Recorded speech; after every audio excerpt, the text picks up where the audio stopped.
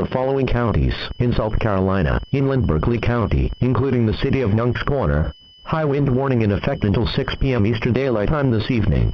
The National Weather Service in Charleston has issued a high wind warning, which is in effect until 6 p.m. Eastern Daylight Time this evening. The wind advisory is no longer in effect. Lake winds, south 25 to 35 knots with gusts to 40 knots. Winds off the lake, south 25 to 35 miles per hour with gusts to 40 to 50 miles per hour across the remainder of inland Berkeley County. Timing, through late afternoon. Impacts, extremely hazardous conditions will continue on Lake Moultrie. Waves of 2 to 4 feet can't be expected, with the highest waves occurring over the central and northern parts of the lake. Strong wind gusts may break large limbs and topple small trees.